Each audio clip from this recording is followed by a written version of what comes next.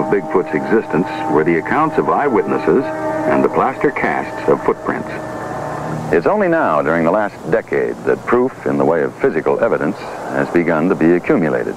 Here, in these woods, in a remote region of the High Sierra, some of that evidence has been collected. It was in the fall of 1972, and three men, Alan Berry, Rick Murphy, and Tim Sawyer, had just discovered human-like footprints 20 inches long. They'd heard about the creature called Bigfoot, but they never thought they'd encounter it.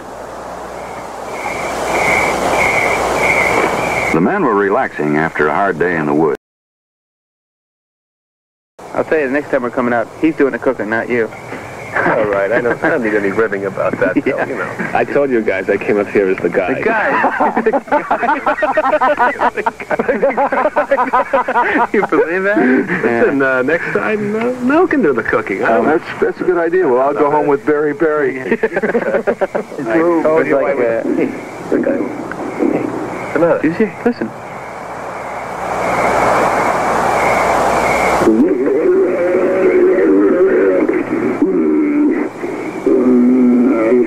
Sounds like my mother-in-law. Hey, don't joke around.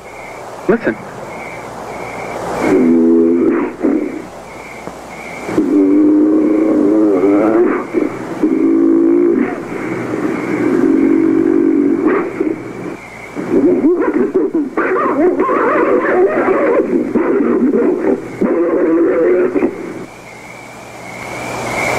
I never heard anything like that before.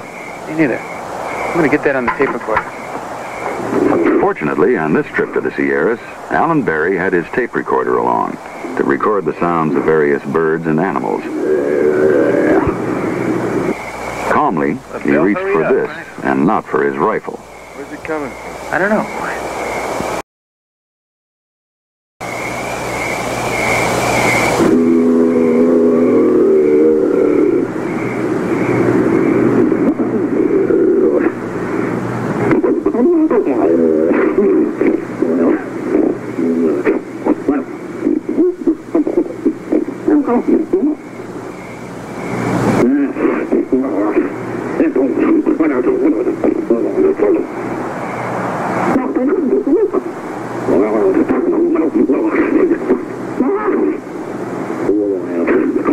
Berry to Dr. Robert Sheldon.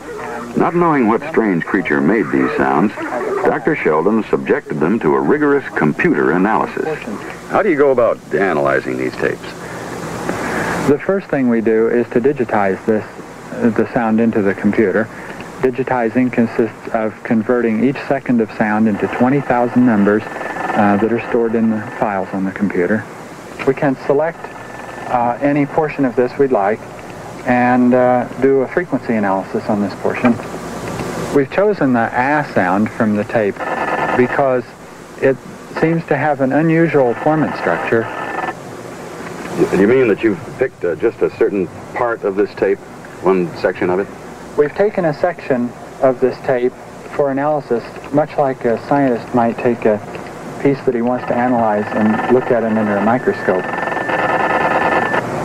This particular sound that we're looking at has a frequency structure that's lower than the normal male human voice. For example, we could do a sample of your voice, and then we could compare the analysis of your vowel with the analysis that we have from the tape. You could speak into the microphone here, and we can record that into the computer. Just say ah. Ah.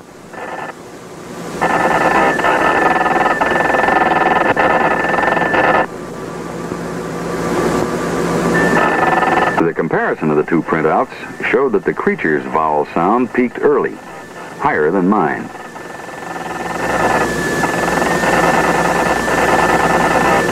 My sound edged out at a secondary, lower peak. I asked Dr. Sheldon what he could learn from these comparisons. Human male has a vocal tract on the average of about 17 centimeters long.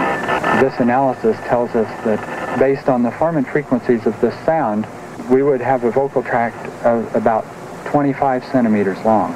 You see, so that could give you some idea of the size of whatever creature made the noise. Yes. We could say that the vocal tract that produced these sounds would have been at least 50% larger than a human male. And that means that if I'm over 6 feet tall, the creature that made this sound must be over 9 feet tall. That's probably true, yes. Are there any other tests that you can do to analyze the tape? We can do what we call a formant track. It's similar to a voice print. It's a newer and better way to do a voice print analysis on the computer. We can look at the movement of the frequencies and say something about the articulatory flexibility.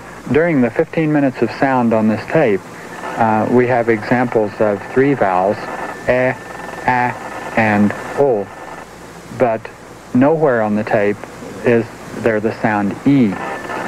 Now, the sound E requires moving the tongue forward in the mouth.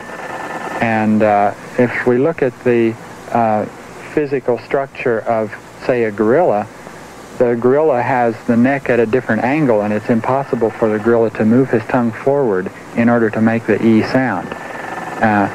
The fact that we don't see this sound on the tape suggests that this creature perhaps did not have the ability to make that sound. Do you know what made these sounds? No, I don't.